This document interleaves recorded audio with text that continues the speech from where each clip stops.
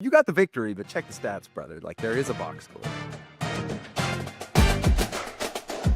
It finally happened. It finally happened. We saw every NFL team on a football field playing against another NFL team. After 6 months of talking about what it might look like, we now know the answers. Welcome to the SumerSports Show.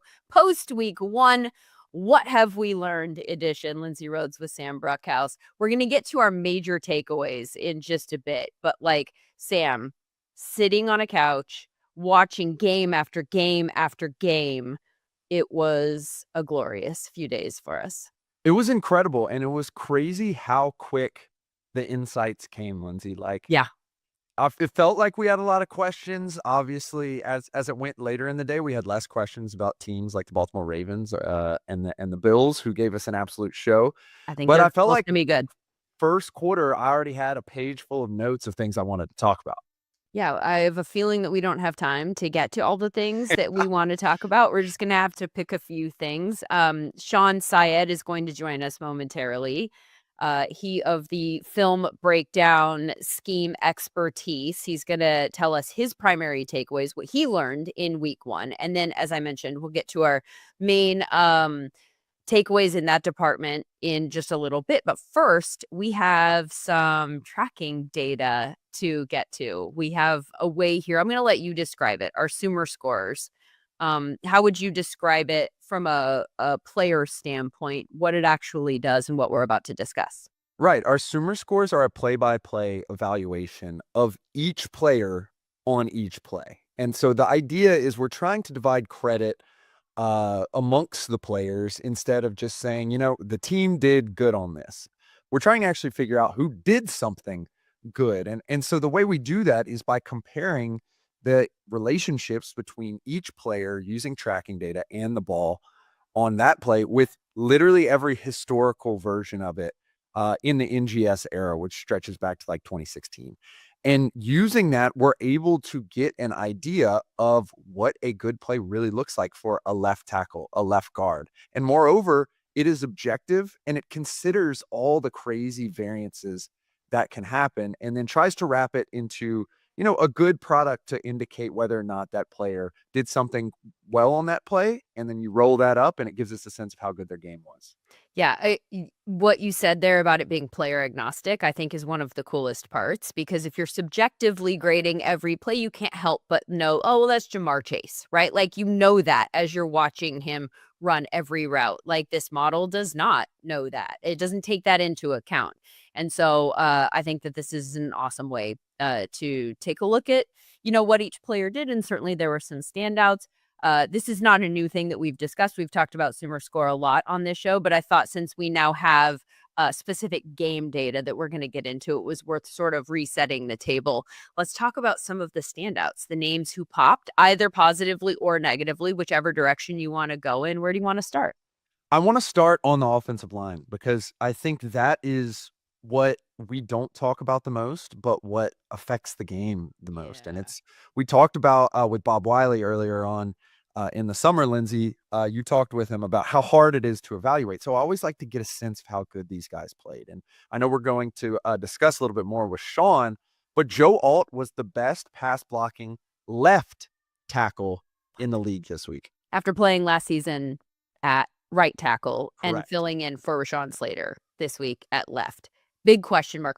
I don't know that my question mark was so much how he would perform. It was more like how they would fill that gap on the right side, but highly notable that he just went from right to left and then was the highest score. 100%. And when you think about that Chargers offense last year, it was up and down, man. Justin Herbert was always pretty good. And I think the reason all last year I talked about was because I thought their two tackles were really good. When you go into Brazil, we saw all kinds of stuff happen last year with the Eagles-Packers game. Everyone kind of expected travel to be something and the crowd to maybe cause something with the game. And moreover, you're going against Steve Spagnuolo with a whole offseason to get ready for you. And for Joe Alt to make such a monumentous shift, if you talk to any O-lineman, they'll break that down for you, to the left side against a defensive coordinator who probably would try to attack something like that.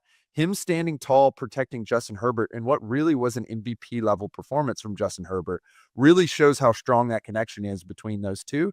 I think as a little celebration, he took him out with his celebrity girlfriend, Madison Beer, afterward. So, I thought he you was play maintaining that good. they were just friends. Has he admitted now that they actually have we confirmed that, or are we just sort of like assuming They may be just friends, but they when hang you're out a going lot? to the club and you're rewarding your left tackle, you want to bring your girlfriend after an excellent game in Brazil. All right. I mean, I don't know. I was willing to take him at face value that they were just in a chess club together. Mhm. Worth noting for LA, Mekhi Becton was literally ranked right behind Joe Alt in pass block SumerScore. And important for that as well, Jamari Sawyer actually came in ahead of Alt with a lower snap filter. And certainly he's a guard, not a tackle. But 3 Chargers offensive linemen in the top 5 pass blocking scores to just kind of double back on the points that you're making about Herbert. That right tackle, Trey Pipkins, though, much further down the list in pass blocking, much higher in run blocking. However, he was the highest charger in that department, ranked 30th out of 171 offensive linemen in that category. But they need that right side to stay strong with Slater out. Okay, so you know who came in right after those 3 Chargers in pass blocking? The person that I wanna talk about here. It's funny that we both went with offensive linemen right out of the gate. Who grabbed my attention was Charles Cross for the Seattle Seahawks, who had a great game going up against Nick Bosa after a whole bunch of concern about offseason hand injury, dislocated finger, wondered if we'd get him back in time to play this game. He was 6th in pass block SumerScore. He was 8th in run block SumerScore. We've never had him ranked higher than the 64th percentile in pass blocking for a season. So if this is the sign or a sign of a next step for him, that would be great news for a Seahawks team that is constantly talking about needing to get better on the offensive line and who seem to have hit on their draft pick with Gray Zabel. And B, would, I think, lead to us discussing a potential extension for him now that Abe Lucas has already been paid. He's Charles Cross currently under contract for 1 year after this one. So that's an interesting one that I'll be monitoring moving forward.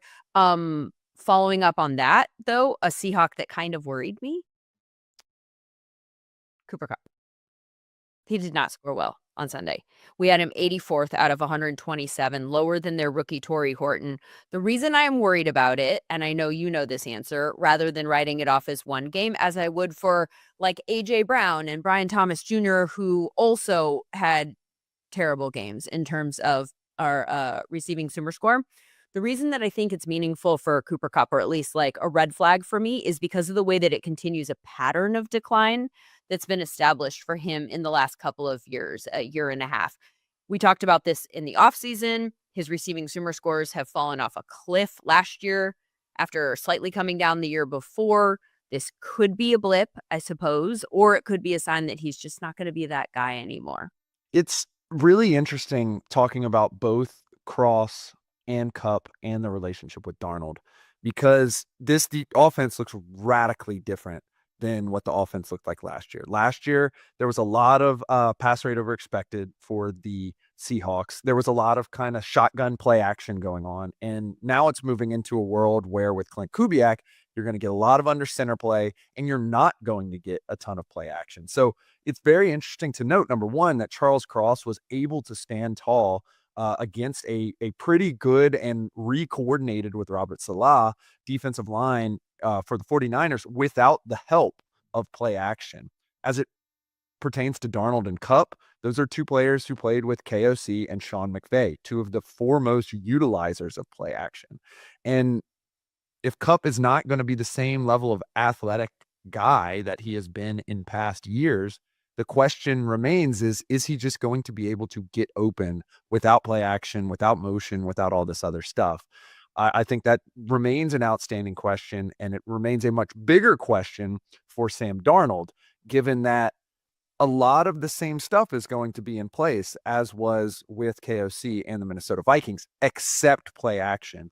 And I think that major item is something to continue watching, in particular with those 3 players that you named, Lindsay, because that is such a big deal in this league, and particularly in the in the NFC West, where you're having to deal with Jared Verse, you're having to deal with Nick Bosa, and you're having to deal with a retooled Arizona Cardinals defensive line and a pretty respected defensive play caller in John Gannon. Cooper Kupp's former teammate Puka Nacua, notably crushed. Like, I mean, let me know if you get tired of us telling you how good Puka Nacua is, but like, I would be remiss if I did not mention that he was number 1 in our receiving Sumer score in week 1. Bro had 11 targets and a 90% catch rate and was checked for a concussion twice. So like this wasn't even like the perfect storm for this game, but oh, yep, still number 1 Sumer score. Like we're just going to go ahead and slot him in there, I think consistently it seems. Keep in mind that Puka has been, I wouldn't call it relatively injured, but he has missed games in his career, but Puka Nacua is the only player in the sample that we have for Sumer score who on a play-by-play basis has always been an offensive player of the year level wide receiver. The reason why he has not been in those discussions is because of injury. So if we can get 17 games of Puka Nacua, Lindsay, we're Oh my God, fingers hopefully crossed. going to see something that is on the level of the Cooper Kupp year, on the Jamar Chase year last year. Hopefully we get to see that, especially given that Sean McVay is dialing it up for him. I mean, and by the way, not fingers crossed for Rams purposes or anything like that, but like I think we all deserve to see a Exactly. good We love 17 football. game sample size out of Puka Nacua. 100%. And we get to test that we said earlier on in the year in that we think he's just like certifiably a top 3 wide receiver in this league alongside Justin Jefferson and alongside Jamar Chase. That was not the consensus, but you look at literally any advanced statistic and he is an absolute beast at those statistics. He is. He is. He is. Who else?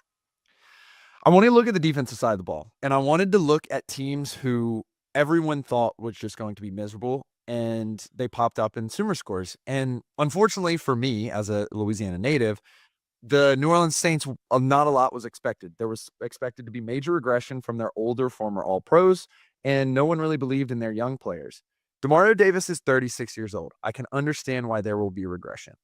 We talked about the offensive linemen, Lindsay, about how they're hard to evaluate, and that's why I like to use these scores to evaluate linebackers, at least descriptively as well, because they give us a sense of who's really playing well. Demario Davis was very good in them last year. Once again, he is extremely good at them last year. I got to shout out Fred Warner, too, who was also very good against the Seahawks.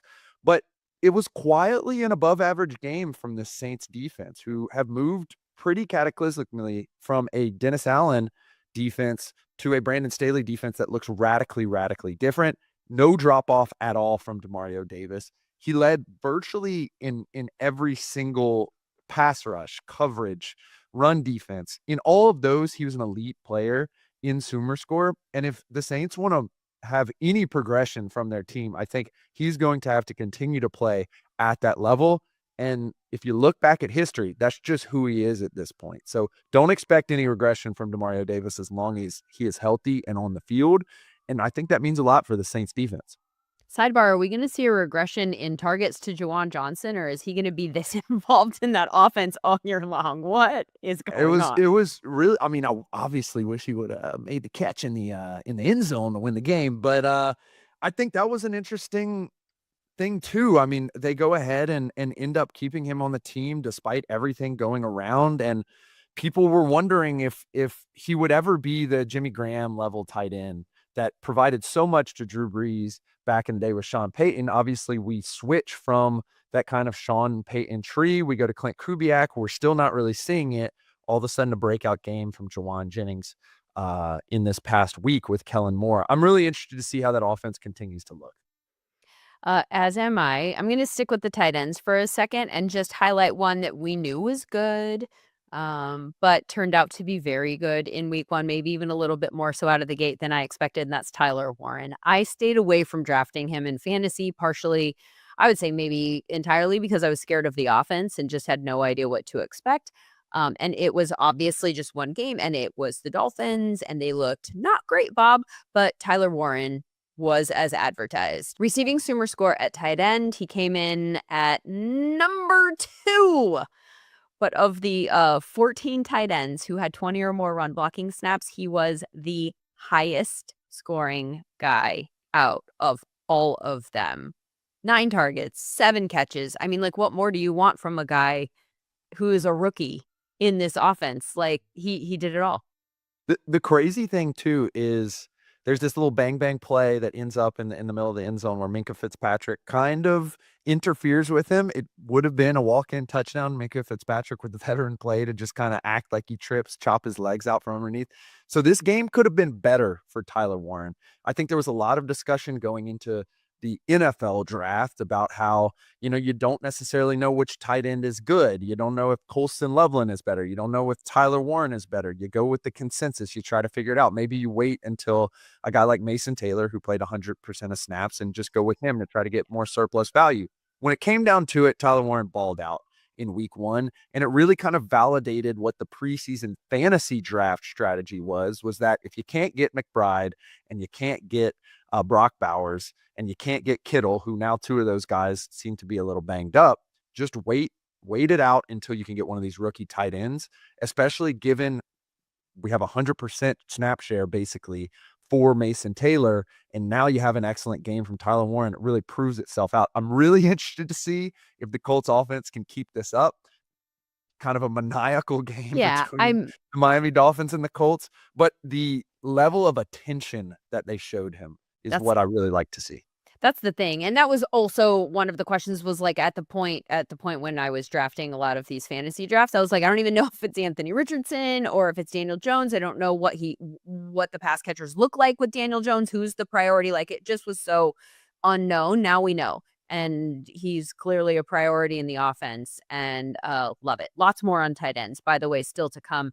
Sean Syed is here, so I wanna get to him in just a second. First, though, I just wanna highlight really quickly that it was a good week for some of the rookie running backs as well.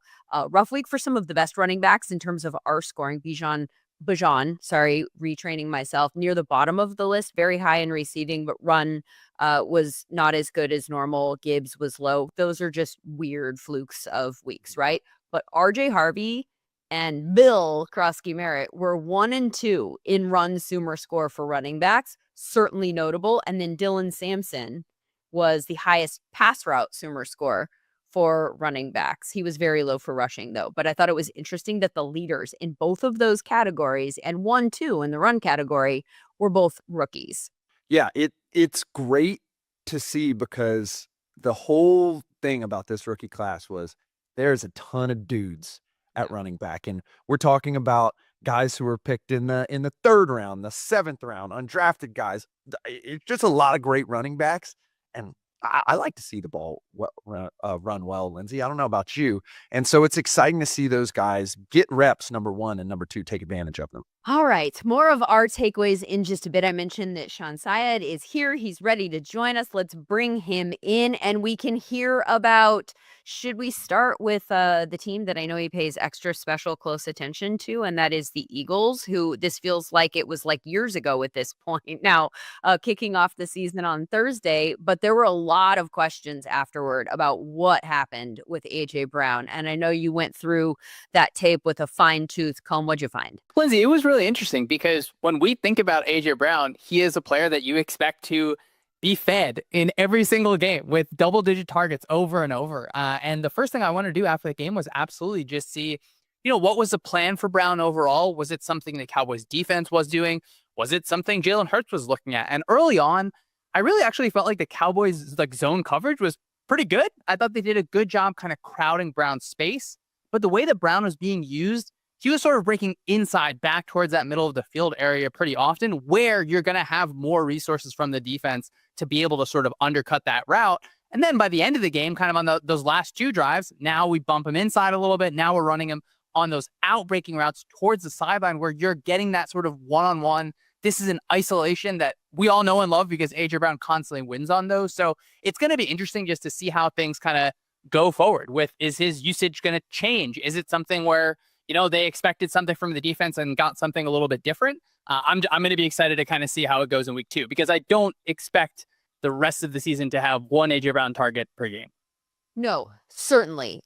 I was wondering at a certain point in the game, like, is he hurt? Is he out there as a decoy? Somebody mentioned that he was running a lot of short routes, that he wasn't going long on a lot of them. Did you find anything that made it seem like that was possible, or do you think that that's probably not what was happening?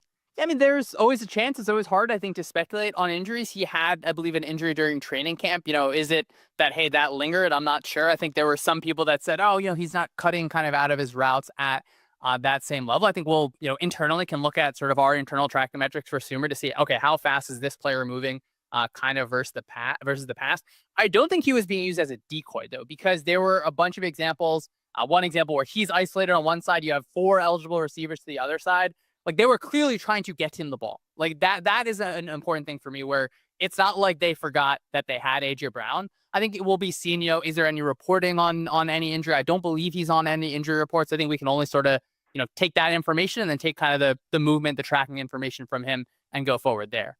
He did, by the way, I mentioned the Sumer scores and where Cooper Kupp was. I noticed AJ Brown was right ahead of him in the wide receiver ranks, which is not at all where you would expect either of them to be, but feels like an off game to me. And I know that we look at what we see from him specifically, as opposed to whether he was targeted, whether or not it was like, is he creating separation? Is he making the most of his opportunities? And it looked like something was off for him and not just the offense, at least our AI metrics seemed to think so. There were other games that you obviously took a look at. The Chargers on Friday. What the heck happened? What was different?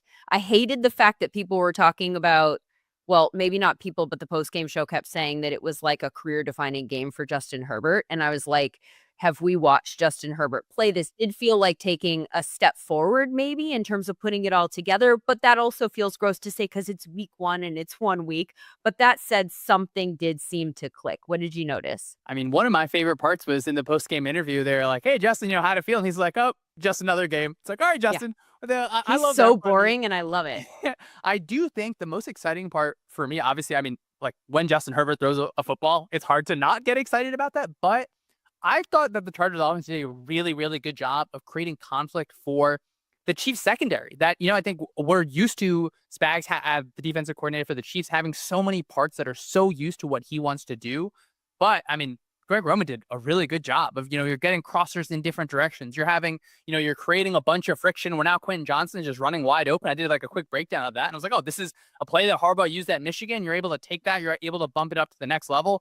Everyone in the NFL is using it. Go ahead and use it yourself as well. So I was impressed by like the overall just pass rate. I think there was a late game situation where it's like they're in a super heavy set and they go into play action right away. It's like, all right, like you're really trying to go ahead and win this game on offense. You're not saying, hey, we need to super duper like establish the run and kind of pound our heads against a wall in that direction. So that was, I think, kind of exciting to me from the Chargers offense. They also, their pass catchers. It was wild to me that that Justin Herbert had such a good game when I had so many questions going into the game about who was going to be catching the ball outside of Lad McConkey. Like Keenan Allen looked like Keenan Allen from a few years ago. I mean, I don't know if physically he actually did, but in terms of usage and production, I thought that we had a lot of questions kind of answered there in a positive way. Did you feel that as well? I mean, I just love watching Lad McConkey run routes. It's like, it's so exciting, Lindsay. I wouldn't expect to be bringing up Keenan Allen right now, but I think it's a positive situation, I guess. Like, that's something that I probably personally underrated just a little bit, just his comfort overall, your kind of placement in the offense with him. I was impressed. Like, I'm glad you mentioned usage overall, because early on in the game, you get Quentin Johnson like running across the formation, starting on the line of scrimmage, which you generally don't see that kind of route run in that way. You're usually kind of a little bit closer to the backfield. It's just like, it's not a tell for the defense. So to use that, you get him on the move, you get him able to break some tackles, get down the field. I was just impressed. I think going into the season, all of us had questions like, all right, well, what does the Chargers offense look like now? And they obviously still have things to figure out overall. I was really happy with how Joe Alt looked at left tackle, but the usage aspects of it, I was, pretty encouraged. And I mean, I know Sam has a lot of thoughts on the Chargers offense overall. Yeah. So you're painting a picture, Sean, of a better landscape for Justin Herbert. And I think he was able to take advantage of that landscape. And also, it seemed as if he had a little bit more control. And as we all know, for 2 years, I have been calling for Justin Herbert to, get a little involved in the run game. 7 carries on this game. Do you think that's something that we're going to see him a little bit more do, get a little bit more active in the scramble game, break the pocket, try to make some plays, after 2 or 3 seconds to someone like Ladd McConkey, who, as you mentioned, is an excellent route runner? Or do you think as the season goes on, he's going to play a little bit more safe?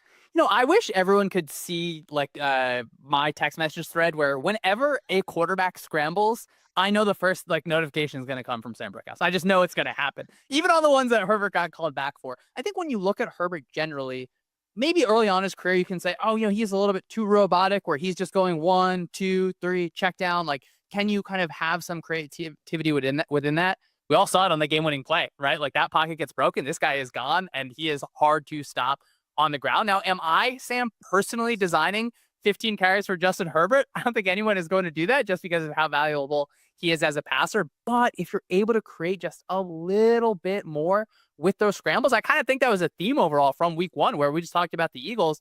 I mean, the Eagles offense was able to score points because Jalen Hurts was scrambling, right? And so when you have a quarterback that can create a positive when you're just not, like, everything's not there, and that doesn't say, like, the Chargers offense, I think, on schedule was actually really good, but you add that extra level in it, it's just so hard to stop. It bails you out of so many situations. That third down or that game-ending play, there's a lot of quarterbacks in the league that just cannot solve that situation. And for him to be able to do it, game 1, big stage, you're coming out of there feeling really, really good. Are we feeling good that maybe Quentin Johnston figured out how to catch the ball? I think that's up for Quentin Johnston to be able to decide. You can look at, all right, are you catching the ball with your body or catching the ball with your hands? Like, I mean, me personally, like, hey, you caught the ball. Like, that's all that's good. I'm not your receivers coach. I don't have to look at it all. I hope so, because I think when you generally look at the data, and Sam, you can tell me I'm wrong, like, drops in one game is not always like super predictive of drops in the next game. Obviously, the story around Johnson is big. Like for CeeDee Lamb, like, hey, this guy's a high target player. You're going to have drops. We all remember thinking about, hey, Jamar Chase can't catch a football in the preseason. Oh, that's the best receiver in the league right now. So, Lindsay, I certainly hope so. This is like a few years worth of sample size, but Dontavian Wicks also weirdly was one of our highest scoring wide receivers. Look, there are going to be drop passes, but when you see the Chargers using Johnson in ways that, like, hey, that underneath route, that can be just a positive situation, you get things going. Right. I think you can start to feel a little bit better, hopefully, about that. And we've seen a lot of bad drops from Quentin Johnston. But the good thing about our Sumer scores is it does consider the context of who's around you, what's going on. And as a result, it kind of builds in some of that variance to the Sumer score. So if it is a bang play and all of a sudden you drop the ball, it's not going to knock you as hard as kind of a cut and dry drops are bad strategy, which I really like, because it bakes in, in history, how many of those balls have been caught. Quentin Johnston was a very unique story last year in the data because he was not very good in the first half, and he started to build up a case for being a certified wide receiver 2 or excellent wide receiver 3 in this offense as the year went on. We started to see his route running metrics go up. We started to see him receive a lot more targets from Justin Herbert, a lot more target share. But production did not follow basically until the last game of the year. I think it's excellent to see production really follow and all of those things come through to week 1 this year, because it shows kind of the building and the idea of what they want this Chargers offense to be, which I think is really interesting. What about the offensive coordinator change in Tampa Bay? This was the biggest question, I think, about that team, whether they would metabolize. I mean, gosh, same with Detroit. And like, there's a lot to discuss with regards to coordinators that we lost that we thought actually had a lot of effect on their offensive success specifically. And then Tampa Bay didn't look quite as good as they did last year, but they did some things well. So what did you notice there? Yeah, Lindsay, it's an interesting situation in Tampa Bay where, like, if you're an offensive coordinator in the league, you want to be the Eagles offensive coordinator, you want to be the Bucks offensive coordinator, because you're about to get a head coaching job the next season. I think Bowles has just done a good job the last 2 picking those people. Obviously, you lose Liam Cohen, who had I think, a lot of unique ways to attack defenses. You bring in Josh Grizzard, who I don't believe he called plays before at all in the NFL. You're missing Tristan Wirfs. You're moving people along the offensive line. in that game, I mean, Grizzard's not going to look at this back and say, hey, this is the best game I'm ever going to call in my career. There were situations where Baker Mayfield probably should have had like multiple interceptions in this game. Emeka Egbuka in his first game had an awesome touchdown a little bit earlier.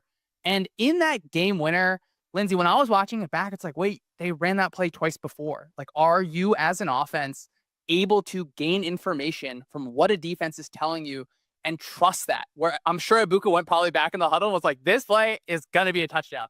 I was wide open 2 more times. The first time they ran it, Baker ends up throwing to the other side because they have a coverage breakdown. The second time they ran it, Mike Evans is breaking over the middle of the field.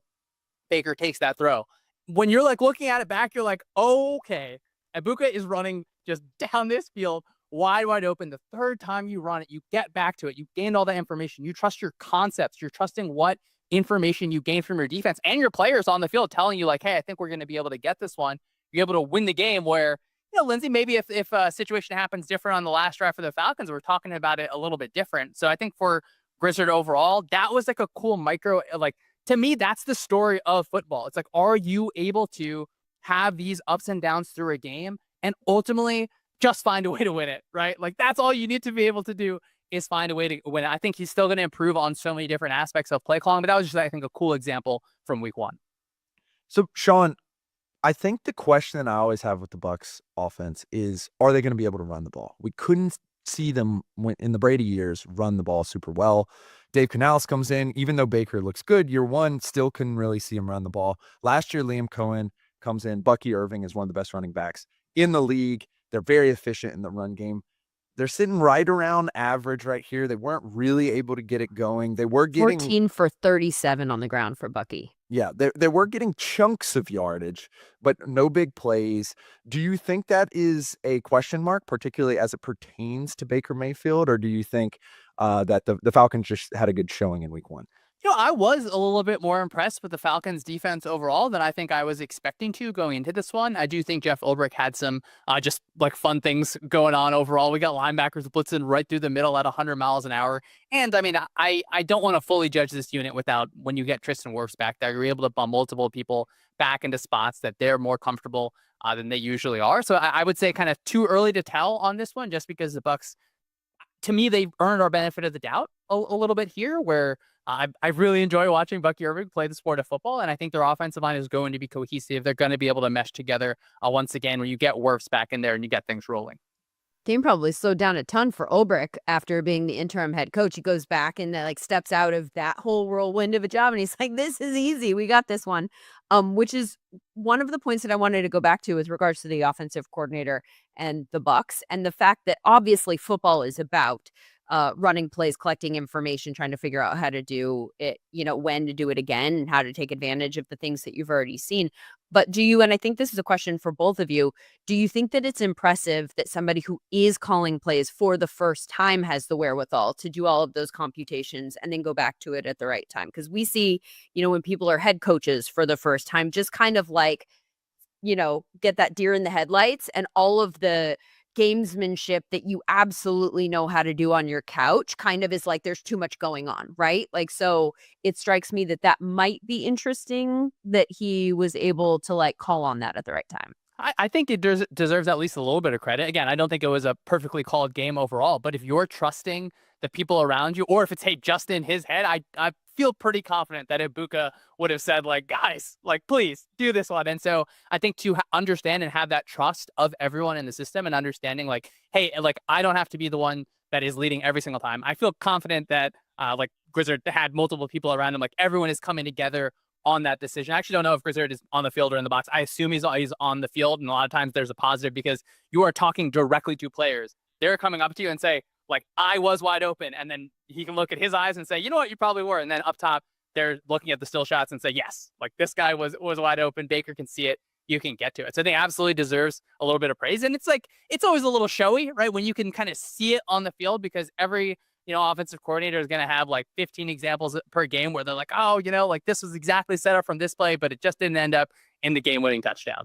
Yeah, and Lindsay, having been on the headset where the plays are being called, signaling in the plays, uh, during my time at Tulane, there is a lot of bullets flying. I mean, you got to consider the personnel. It's a little different on offense, obviously, because the personnel is more reacting to you on the other side, but you have to make decisions about the personnel you need in there. You have to make decisions about your play calls on first and second down versus third down. You're getting information in from the analytics team or the ops team about what at which point you will go for it on fourth down, and you're getting that information as early as first down and trying to chart out 2-3 plays earlier.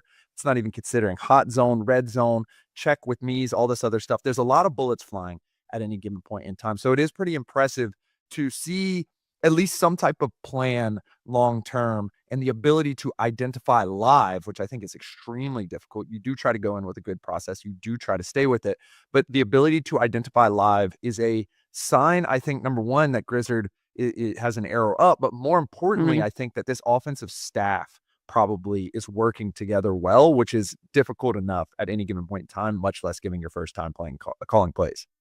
On the flip side of the offensive coordinator loss situation, and Sean, I don't know if you've had a chance to go through the Lions tape in much detail, but I would love to get your thoughts just about what you saw about the Lions and any takeaways that you have about the loss of Ben Johnson. I've been kind of going through in that Netflix quarterback show, like slowly, and I just happened to have watched the episode with Goff, where he's standing on the field and he's literally saying out loud, like, wasp, wasp, wasp, give me wasp. He like wanted a specific play.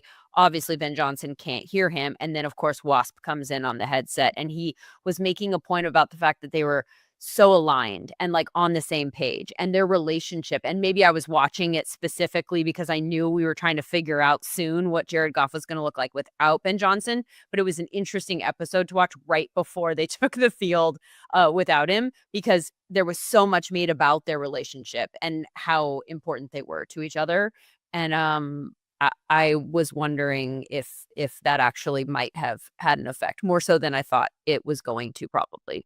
I mean, Lindsay, I'll tell you, the first thing I felt when I was watching the film is, hey, these Packers guys are pretty good. These True story. Packers guys 100%, yeah. So that is fun. But, you look at how, like, Goff had a really low average depth of target in this game. I think the last time he played against the Packers, he did as well. And, John Morton, that offensive coordinator for the Lions now, he was an assistant still in Detroit in 2022. So maybe you have, some overall crossover there. I wouldn't expect the offense to like feel the same way in week one as it would in the future. I'm really curious, and this is something, Sam and I certainly talked about all year, just how you feel about your offensive line overall, where, I mean, in this game, I thought Lucas Van Ness was able to produce a little bit more than I thought I would have expected, kind of just coming in, just based on what we've seen. So is it a situation where your offensive line makes you feel a little bit less comfortable? Is it a little bit of, hey, teams are going to be able to play zone coverage because Ben Johnson's not there, stretching us in the same ways? I mean, I was surprised looking at the game where Jahmyr Gibbs has something like 10 catches, which, great. I know all the PPR fans are happy about that. You get like 31 yards. And I think that is a little bit of the product of how the defense is forcing you to prioritize things. So certainly a long season, and, no one knows week one overreactions more than me, but it's certainly going to be something that we're looking at over and over and over.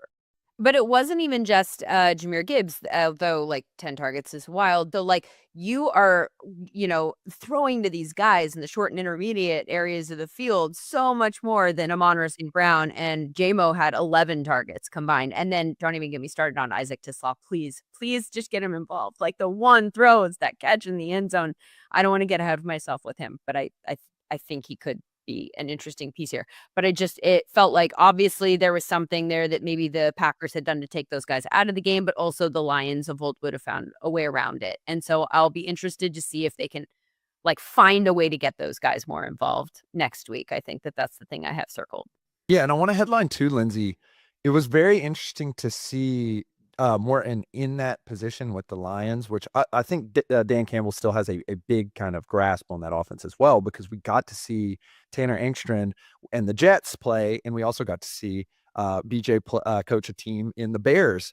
And from both of those teams, we saw at least the intention to make a lot of middle of the field throws. We weren't really able to see Caleb Williams complete a ton of middle of the field throws, but we were able to see Justin Fields complete them. We did not necessarily see that from Jared Goff, and we have come to see that time and time and time and time and time again, to the point where we believe that he is one of the best quarterbacks in this league, particularly at doing that.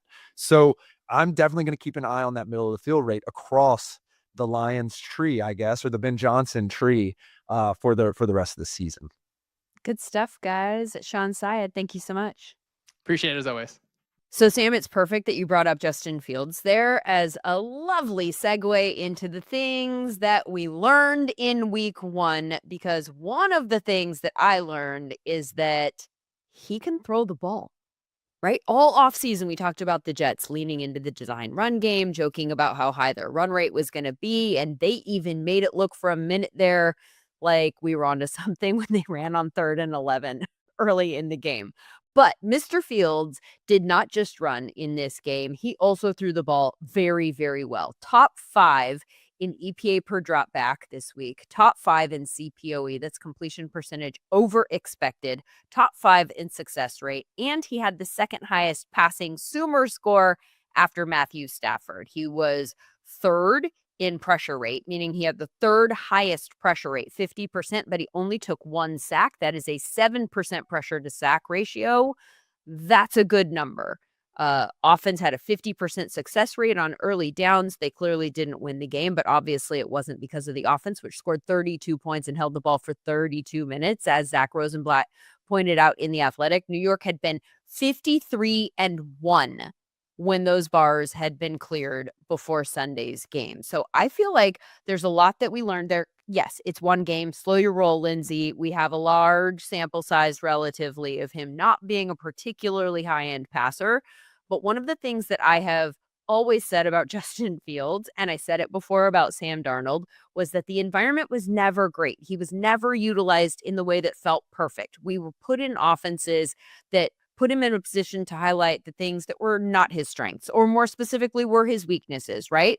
So in this particular case, we know he can run. But the fact that he's able to take the field in week 1 and put those kinds of passing numbers, I think is a very good sign for his potential for the rest of the season, and obviously for this offense's potential as a result. My favorite stat in Sean Syed and Tash Seth's Stats and Scheme newsletter, which you can subscribe to now on SumerSports.com, was that he threw a high-end 31.8% of his passes over the middle of the field in Tanner Engstrand's coming from the Lions offense, and he was still able to achieve all those excellent passing analytics that you just outlined, Lindsay. And that's not to say, we were laughing about what their pass rate over expected, how much they would be running. He still had 10 designed rushes. This was like the Sam Brookhouse Super Bowl game. It was beautiful. It was excellent to watch. It was an excellently called game from Tanner Engstrand, and he was very successful in those design rushes. And so the real question is, given the nature of the middle of the field passing game, is he going to be able to keep up that level of difficulty on his throws, and in particular that completion percentage over expected? We know that the middle of the field is the 3-point shot in the NFL. It's a little bit more difficult, but it comes with big efficiency boosts and big plays. We've seen Ben Johnson take advantage of that and turn Jared Goff into one of the better passers in this league. If Tanner Engstrand can do that with Justin Fields, plus the addition of a 70% success rate, which obviously is aided by the naked boot, which no one even thought that Justin Fields could run on the goal line. And sure enough, he just jogs into the end zone, despite being, probably the number 1 weapon for them in the red zone. If they're able to add both of those together, this Jets offense is going to look really great. And moreover, for fantasy folks, it's going to open Garrett Wilson and Breece Hall up the same way it did this week. Well, and notably, Breece Hall scored very high in our Sumer score metrics. And that I thought was incredibly interesting, considering, at least within the fantasy space, a lot of discussion happened in the last month about whether or not he was going to share that backfield and or be usurped by Braylon Allen. So that's not even to say that they didn't get opportunities. Like Braylon Allen got a lot of opportunities. Isaiah Davis got a lot of opportunities. Like this has very much the capability to be an egalitarian offense, much like the Lions have been, where Jameson Williams some weeks is fantasy relevant. And then there's the studs, Garrett Wilson, Amon-Ra St. Brown. And then the running backs are very good and fantasy relevant as well. I'm going to be tracking the Jets very closely because they're doing a lot of things correct. Yeah, I thought that was really interesting, and that they did that against the Pittsburgh Steelers defense. Like it wasn't like, we're talking about the Colts game and Daniel Jones and kind of going like, wait, because, well, at least I am, because I have expressed a ton of concerns about the Dolphins, and I feel like a lot of that game had to do with the Dolphins. This is a case where the Steelers defense is certainly not perfect, but like it's on a different tier, Right. so And we talk about first-time play callers. You try to come in with a plan, and their plan was to not run the ball to TJ Watt. Like, TJ Watt commands the side of the field. That's what he's known for doing. The Steelers want to cut the field in half because they believe in Alex Highsmith and they believe in Hayward and the rest of that group. And they just decided, sweet, in the run game, we're going to let them cut that side of the field off. We're going to run behind our young tackles, our left side of our offensive line. It ended up being pretty successful. When you stick to a plan, often it works pretty well, particularly when you have a guy who was as hot as Justin Fields was on Sunday. yeah. I hope you drafted him in fantasy, because if he continues to play all season long and he plays like this with the rushing upside that is baked into that, like that could be such a massive value pick. I have 0 shares of him outside of dynasty leagues where I do have him, so that's good.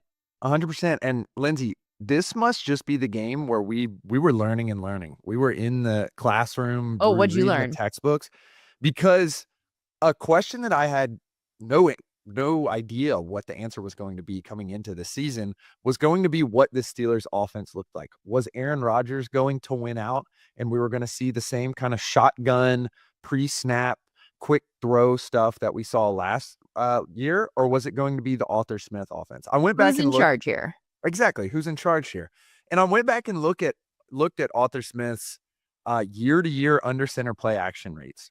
And he is pretty flexible. When he was with the Titans that had Derrick Henry, they were under center and run and play action. When he didn't quite have the level of quarterback and young running back, when he was the head coach of the Falcons, it switched up. He was kind of more egalitarian. They weren't necessarily doing a lot of the under center play action stuff. Last year, they were back in the top. That is what they're going to look to do this year. The interesting part is Aaron Rodgers had a very high sack rate in week 1, one of the highest in the league. As a 40-plus-year-old quarterback, is he going to be able to sustain that?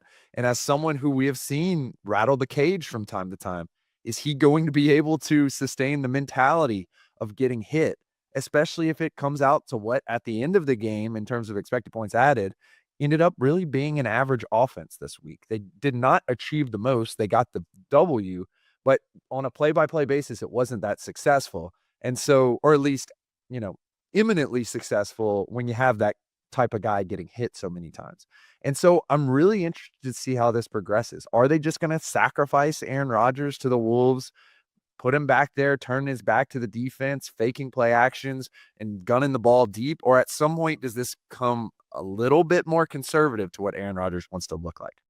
I feel a little bit similar to the way that I felt after Russell Wilson played his first game with the Steelers last year, where I don't want to be Debbie Downer, and I know that it comes across that way, but like I just want to wait and see. Like I'm in a holding pattern, and I know that he felt and he said into a microphone that he thought he had showed the Jets that he could still play football and like proven them wrong.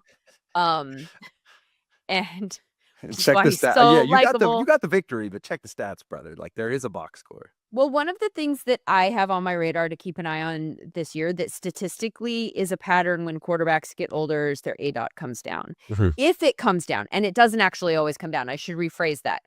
But if it comes down, that tends to be a sign of something.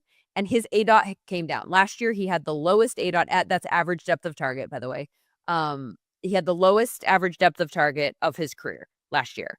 And obviously all of the other stats that support maybe a decline. And so I think that the Jets had good reason. Obviously, anybody who has listened to me talk about Aaron Rodgers knows that I agree with the Jets and think that they had good reason to maybe move on from him. But I am concerned about the fact that the average depth of target was, I forget the official number, I don't have it in front of me. It's like 4.3 or something like that. It's like 4 and change. That's a really low average depth of target. And so if that continues, and again, it's a 1-game sample size, that could be game planning, but it's consistent with a pattern that's already been established, much like we said with Cooper Kupp, of a decline. Are we going to continue in that department? Is that a sign that maybe the arm strength isn't there? Interesting note, I keep mentioning Netflix's quarterback show, but in that same episode that I talked about earlier, Kirk Cousins talked about how he was hurt in this game, and he was talking about the challenge of knowing in your brain when to fire, when the window is there, all that stuff. Like, you understand football, you understand the timing, you understand it all. When your body cannot do what your brain tells it to do, that creates problems because you're like, now, and then oops, the ball didn't get there in time and it's a pick or something like that.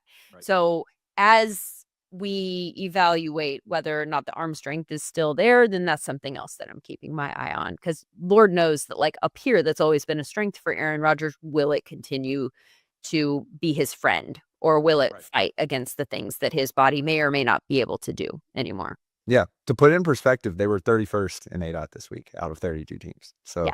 it's definitely something to keep an eye on. Something to keep an eye on. One of the things that I learned this week, Sam, is that we're going to see a lot of tight ends on the field this season, and I'm here for it.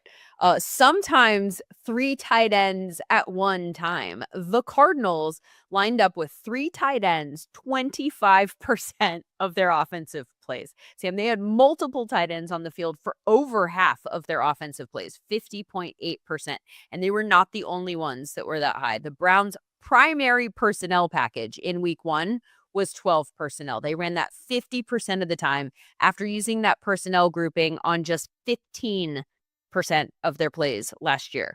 And we're not done. 3 more teams ran more plays than not with multiple tight ends. The Packers and Eagles, who did that 55% of the time, and the Steelers, who ran 53% of their plays this way. Like the Browns, they're way up in 12, only ran it 19% of the time last year. And that is not counting the Ravens, who were at 50% exactly. I think offenses are evolving as far as this position is going. I think we're seeing more and more athletic pass catching tight ends come out in the draft who can also block. I feel like that's a little bit of a cheat code. I think tight ends are being developed at a higher rate at younger ages. And I think all of this points to the continued production growth that we've seen in box scores in recent years. There were 12 tight ends this week who had 6 or more targets. Last year, week 1, there were 3. 16 tight ends had double-digit fantasy points this week. Week 1 last year, there were 5.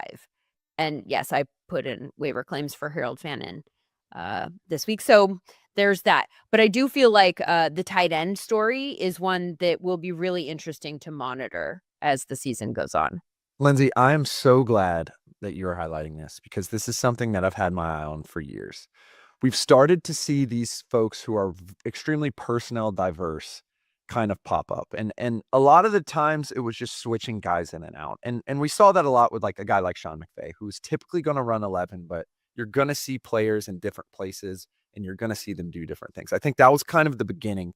And then when guys like Ben Johnson and guys like Todd Monken and the Baltimore Ravens were able to get these big tight ends or fullbacks involved in the passing game, Kyle Juszczyk and Kyle Shanahan, obviously another example of that. It just makes planning for an offense a lot more difficult. Now, the comeback would be, why wouldn't you just want a wide receiver running routes rather than a fullback or rather than a tight end? And that's a great explanation. Like, that's something great to hit, but it can't be, you don't have to establish the run to make people fear the run. And when you're coming out in 13 personnel, immediately everyone is going to fear the run. Were the Cardinals the most effective in the run game this week? No, they weren't. They were about average. But nonetheless, it was able to open up the pass, particularly in the red zone. It was able to open stuff up for Kyler Murray and Marvin Harrison Jr. And when you're showing a front like that and you believe in your guys like Higgins or Tip Ryman or especially Trey McBride, who, when it really comes down to it, is kind of playing wide receiver functionally, but just has a different level of body type, and thus you can kind of motion him pre-snap. It just opens up a lot if you have that level of guy. It feels like it disguises a little bit more of what your intent is on that offensive play, right? 100%. It's very difficult when you have a 6'5", 265-pound person to not think that person is going to block. And moreover, it's really difficult when that person can catch the ball, like Trey McBride. It's really difficult to not run out a defensive back to go cover him. And that fear in a defense coordinator's mind, I think, is enough to get over the realities of the situation, which is, yeah, sure, you could probably trot out nickel out there, but then what if they do motion him in at run? And I think coaches' neediness to be able to answer every question. And that's just the reality of talent in the NFL. There's a limited amount of talent, brings these personnel diverse teams a little over the average just based on whoever they have. Love it. I love this week was so fun learning all of the different things. What else was felt particularly memorable for you? The thing that I had to figure out was who was getting the Liam Cohen bump. We Yeah. saw Liam Cohen, as we discussed with Sean, turn a Was there rushing going to be offense. one Exactly. even? Was there Yeah. going to be one? Of course. We saw him turn what was a putrid rushing offense into a really good rushing offense. So what I learned was that Travis Etienne is going to be the Bucky Irving this year, Lindsay. That's what I learned. We saw him have an excellent, efficient running game. We saw pretty much all the same stuff we saw last year from the Bucks being utilized, including Brian Thomas Jr. on a beautiful end around, which thus opens up other plays for Travis Etienne. And then come on Monday, Tank Bigsby is out of there. He's traded for a 5th and 6th round pick. A lot of people could be saying this is the Bashal Tootin time. I'm sticking with Travis Etienne. That's what I learned. Yeah. I think that was a very interesting observation this week also, how good he looked in this offense. And I'm wondering, now let's do a quick aside, help me with my fantasy. Because I think you could still maybe try and grab him. You could make a trade for ETN and hope that maybe somebody else thinks that it's a little fluky. So if we agree with what you're saying and that this is sort of a product of environment and that this is a great situation for ETN and what we saw in week 1 is maybe likely to continue, then, do you think that is likely true? Like, are you willing to push your chips in to a degree on that? Here, I'll argue for and against it. Here's the Okay. argument against Travis Etienne. The Panthers' rush defense last year was really bad, and they added a bunch of young guys. It could be that they didn't know what to prepare for with Liam Cohen, or at least didn't prepare for what it would look like. Obviously, there's a level of uncertainty moving to a new team, and thus a team which was already underpowered in the run game defensively just got overpowered by a lot of good talent. The case for him is that he had like 50% carry share. A lot of that was eaten up by Trevor Lawrence scrambling as well. And it just seems as if they're going to continue forth with him as the number 1 running back, given how explosive he has been during his career. Remember, explosivity was never really his issue. His issue was fumbling and kind of the down to down passing back stuff. That was always Travis Etienne's issue. I don't think that's going to be an issue underneath Liam Cohen. And I think it would be really interesting, given that a lot of people stick to that ADP. You could get him in the later rounds. It could be really interesting to see if you can steal him in like a flex first. He's on someone's bench trade. I think that'd be an interesting way to go about it. Totally. I'm gonna have to figure out what I'm willing to give up for that. All right. I've got a lot of fantasy related things to do for the rest of the day. Before we get to that, one more thing that I learned is that maybe the Patriots are not ready to be like the 4-win to the playoffs team just yet. I mean, there's still so much time, but they look like a team that maybe we got a little bit higher on, we being the collective we, than they're ready to be just yet. They look like they've got a lot of work to do, particularly. And one of the biggest questions that I had kind of circled is like, this is what we're going to learn from them. What I want to learn is who their pass catchers are, right? Like they just did not have anybody that came to the forefront that could be trusted consistently last year. And I walked away from this week wondering if I actually had an answer to that question yet. It's tough, especially when you have a young quarterback. I mean, to a certain degree, we were able to see Jaden Daniels turn Terry McLaurin into an all-pro last year when a lot of people were asking the same questions about him. I don't have a good answer, and I don't know what it's going to look like, really. I think that's the real question is, can Mike Vrabel and Josh McDaniels construct something that makes sense for Drake May?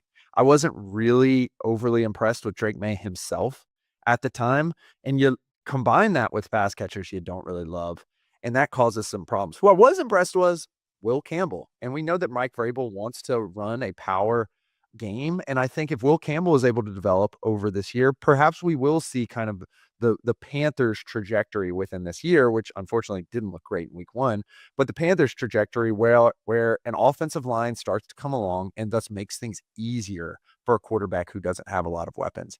As a result, I kind of agree, Lindsay. I think this is going to be a little longer build than we'll see. I'm going to continue looking on if that defense can prop them up. Weren't really looking great either. I think this is going to be more of an average team than kind of a jump team.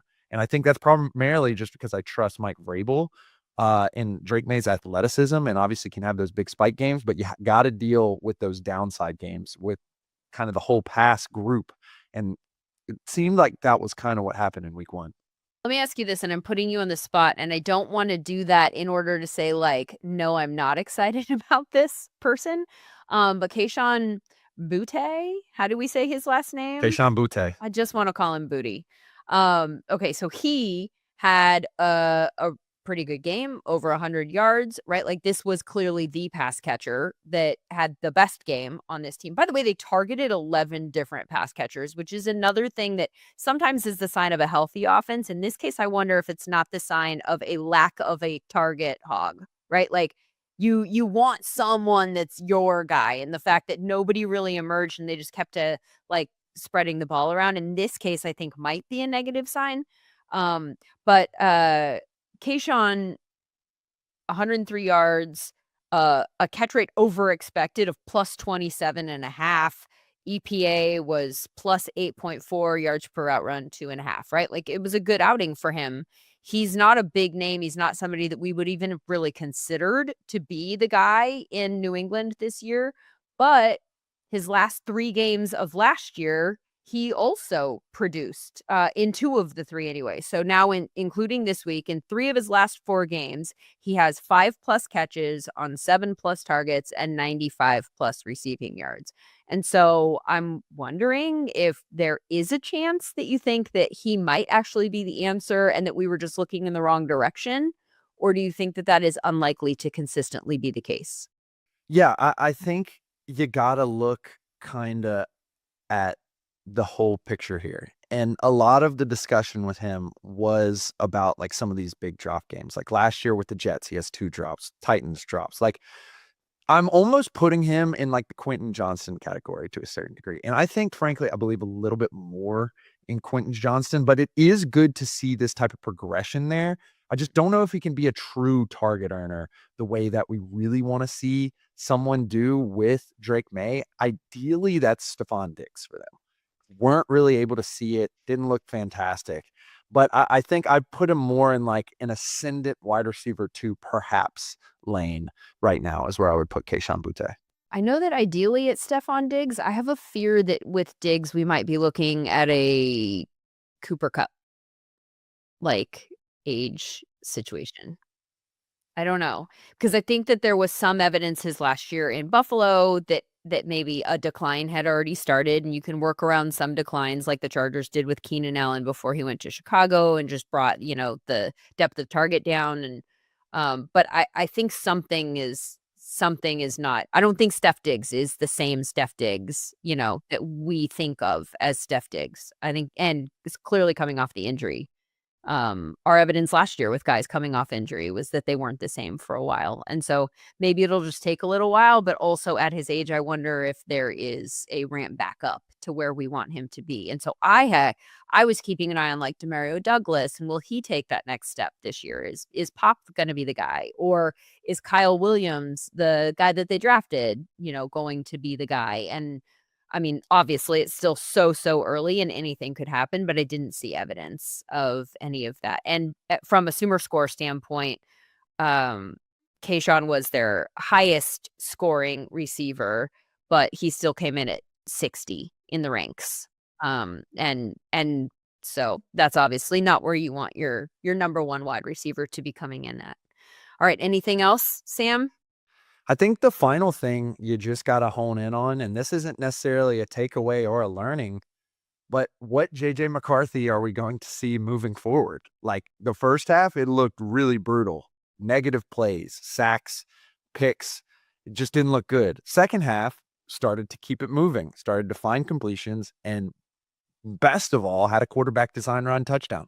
So I think that's something I want to keep an eye on. And very similarly, Bo Nix is a guy that I want to keep an eye on, because the entire story moving into this year for Bo Nix was, could he continue to limit negative plays and expand his role in the offense? His role in the offense expanded. The negative plays came along with it. I don't think the Broncos are going to be able to survive what looks to be an extremely tough division, with the Chargers having Justin Herbert play MVP ball, and obviously the Chiefs as well, and Geno Smith looking pretty good as well. I don't know if they're going to be able to survive offensively in some of these games if they start to get shootouts, if Bo Nix continues to make negative plays. Yeah, interesting there. I agree with you about Bo Nix, because that's like a step back at a time when we were expecting a step forward. Again, super small sample size, plenty of time to turn it around. The JJ McCarthy thing, like first time, like he's never done it, right? Like first time in the NFL. I fully expect and write off any kind of struggles that you have. And I like that he built on it and kind of got settled a little bit, and that the arrow pointed up as the game went on. So we'll see if he continues to build on that. Were you impressed with Caleb? I was not. I was Yeah, I not wasn't impressed with Caleb. either. And I really wanted the Bears to look very different. And I highly suspect that any Ben Johnson effect would take a minute to kind of, establish a rhythm and get on the same page and stuff.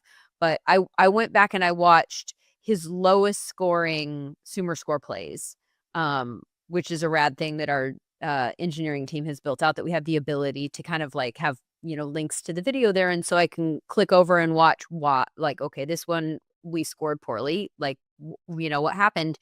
And I noticed in all of the plays that were red, which is like the lowest, he wasn't under pressure. It was just kind of like he wasn't sped up, is what I'm trying to say. Because one of the things that I really wanted to keep an eye on this year, I really want his time to throw to go down. I want him to establish a little bit more pace in the pocket. And actually, weirdly, his time to throw in this game went up from last year. It was like over 3. And so we moved in the wrong direction for a 1-game sample. But in this case, he was on these throws. They were just misfires. It wasn't like hand in the face and any of that. Like, he had time and he just didn't make the throws. And so maybe those are why those were the lowest graded plays, right? Because those were the ones that were on him. And I'm sure there were other examples. And I know there were other examples where he was sped up, but I didn't love seeing him have time in this many opportunities that I watched where he didn't make the throw. I think the thing that troubled me the most is it felt like things were there offensively. And to a certain degree, given the level of talent and the level of talent they've added, kind of know they were there, especially over the middle of the field. We just saw him either decline to make the play, which Troy Aikman called out several times, or miss the play, as he did notably across the middle with DJ Moore. So the first drive, or the first 10 attempts, everyone was getting really excited. But what I was thinking is, like, this is the Caleb Williams offense. And we've seen Caleb Williams run the Caleb Williams offense in the National Football League. And it ended up in exactly what happened in the second half. Sacks, balls not getting completed, confusion. And it didn't feel like the Ben Johnson offense. It felt like people were running the Ben Johnson offense. It just didn't feel like Caleb was on the same page. And so despite them moving the ball down the field, despite him making big plays, I don't want to say I don't know if he can do it, but it certainly seemed as if it didn't look like what it looked like with Jared Goff. That's all that I'll say right now. Have you looked at the week 2 schedule yet? I have. I got the Chiefs Eagles really circled, because that's going to answer a lot of questions, because I think they're going to get after Jalen Hurts. I don't think we're going to get Jalen Hurts scrambling all over the place this week. Obviously, I was excited that Justin Herbert was scrambling all over the place, but I'm interested to see what that defense looks like. And I'm really interested to see what an Eagles defense, which has some massive holes, particularly at the cornerback position, matches up against the Chiefs. Now they have Jalen Carter back. Ooh, we've got Steelers Seahawks. And I say ooh because I'm interested to see the Steelers offense go up against the Seahawks defense. Another game where we will learn a lot. Kind of the opposite as it pertains to play action with the Seahawks. Didn't run a lot of play action. I think this is another great learning game because we're going to get some heat coming at Sam Darnold from both sides this time. We're going to have Alex Highsmith and we're going to have TJ Watt coming at him. I wonder if he can maintain at least the level of success. He was 10th in SumerScore last week. He was 10th in SumerScore last year over the aggregate. Obviously, that came down at the end of the year. I want to see if he can maintain that level of play, given all the changes with the staff there, and also given that he'll be facing a pretty good defense. Very good Thursday night game to start the week. I'm not sure how frequently we're going to be able to say that. Commanders Packers is a great one for obvious reasons. And then I just need to, for 5 seconds, say, why are we playing football at 10 Eastern on Monday? Like, that game starts at 10 o'clock Eastern. Oh, Raiders that's right. Chargers. Yeah, And I because know it's a that doubleheader. those are two West Coast teams, but like, don't we all watch prime time? Like, you in New York are going to have to start watching a football game at 10 Eastern, which just feels like bad process. Season. It's season. You know, you're got to be locked in. You know, East Coast, I'm gonna be locked in. I'm gonna probably have to get a coffee or something, and I'm gonna be sitting watching Chargers Raiders See, if on I had Monday night. I've now reached the age where I can't have a coffee at night or else I won't sleep for the entire rest of the That's night. kind of the And point. that's a sad age to be at, Sam. I don't wish that upon you at some point. Okay, this has been super fun. Week 1, we learned a lot and there is so much more to learn. Hope that you will stay with us here on this ride here at the Sumer Sports Show. Go to sumersports.com for all of the advanced data that you're looking for, and please make sure to subscribe at sumersports.com to the Stats and Scheme newsletter, which has all of the advanced game previews for every single week 2 game, a few of which we've already mentioned. Thanks for being with us.